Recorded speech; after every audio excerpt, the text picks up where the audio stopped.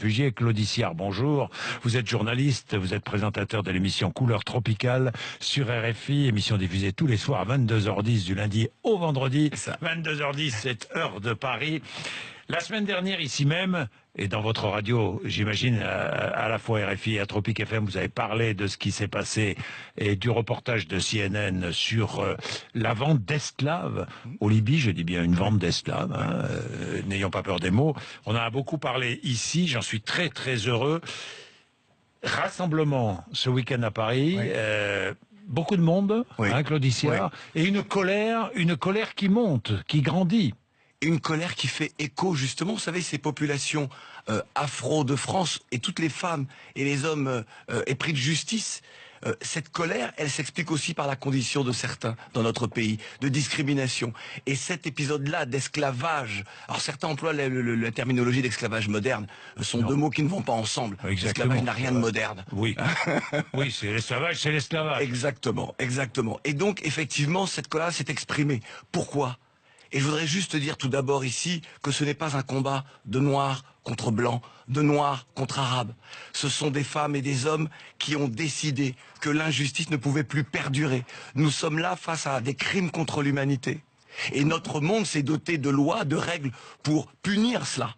Et l'Union européenne, en soutenant le gouvernement de M. Al-Sarraj, en finançant dès les accords signés le 3 février 2017, accordant des subventions supplémentaires, 200 millions d'euros, afin d'enrayer ce flux donc de migrants, eh bien, a signé, j'ai envie de dire, et je pense ne pas être excessif, mais l'arrêt de mort de certains de ces jeunes. Oui, en Libye, on vend nos jeunes, c'est ce que vous dites. Les États africains ferment les yeux, ne font absolument rien pour cette jeunesse. Vous dites, moi, je suis descendant d'esclaves, j'ai la haine. Personne ne dit rien. Les dirigeants ne disent rien, les footballeurs ne disent rien, les journalistes ne disent rien. C'est pas totalement vrai. Mais enfin, bon. Je ne parlais pas des journalistes ici. Je parlais des journalistes en Afrique. Oui, les journalistes en Afrique, oui, les journalistes en Afrique, c'est vrai, ne disent pas grand-chose. Non. Alors, le vice-premier ministre du gouvernement libyen d'union nationale annonce l'ouverture d'une enquête sur les cas d'esclavage, sur ces cas d'esclavage. Écoutez, on est dans une forme d'hypocrisie. Oui. Tout le monde sait, et depuis bien longtemps, moi vous savez, sur RFI ou ailleurs, je dénonce ce qui est commis, les crimes perpétrés contre ces jeunes-là.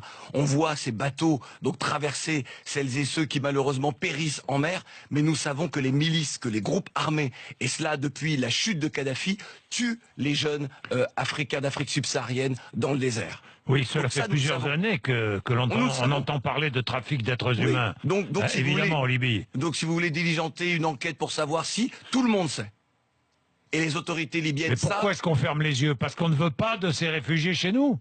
Est-ce que certains... Oui, je pose franchement la question et directement. Oui, mais parce que tout simplement, on est là encore au cœur du racisme. Au cœur d'une forme de racisme qui ne dit pas son nom, mais qui est réel. On ne veut pas de ces, pardonnez-moi l'expression, de ces jeunes nègres chez nous. On n'en veut pas. On oublie, nous, l'Europe, comment ont été occupées les terres des Amériques. Génocide des peuples autochtones, déportation des Africains. Comment ont été peuplées les terres d'Australie, de Nouvelle-Zélande, de Tasmanie. C'est bien par des colons européens, partis, alors je parle du Mayflower, mais partis parce qu'ils étaient pauvres, pour essayer d'avoir une vie meilleure. Ces jeunes Africains, courageux, déterminés, ne souhaitent qu'une chose, avoir une vie meilleure, parce que la situation de leur pays, il y a une responsabilité partagée. Il y a ces matières premières qui sont exploitées par l'Occident en général. Il y a ces systèmes politiques qui sont encouragés, pour ne pas dire fabriqués, par nos puissances, par l'Europe en particulier. Il y a ces régimes africains qui ne font rien, ou pas suffisamment, dans tous les cas, peut-être pas tous, pas suffisamment pour retenir les jeunes dans leur pays. J'ai envie de dire rien. Lorsque vous avez autant de jeunes qui partent, c'est bien parce qu'il y a une raison. Regardez, il y a cette grande expression depuis quelques années, on dit l'Afrique est un continent d'avenir. Un continent d'avenir pour qui? Apparemment pas pour cette jeunesse-là. Puisqu'elle souhaite partir vers cet Eldorado européen, puisque la France le baigne tous ces pays-là de francophonie, de droits de l'homme, de pays des Lumières. Ce sont des pays francophones, et ce sont des pays francophones d'où partent la majorité de ces jeunes. Il y a bien un problème, il y a une responsabilité de la France, et puis il y a une responsabilité coupable de l'Europe. Vous avez organisé le rassemblement de ce week-end. Est-ce que d'autres rassemblements sont prévus, Claude Issler? Oui, mais même au-delà de ça, d'autres rassemblements sont prévus. Au moment où nous parlons, aujourd'hui, Oui. à Dakar, à Conakry, à Yaoundé, à Abidjan, Oui.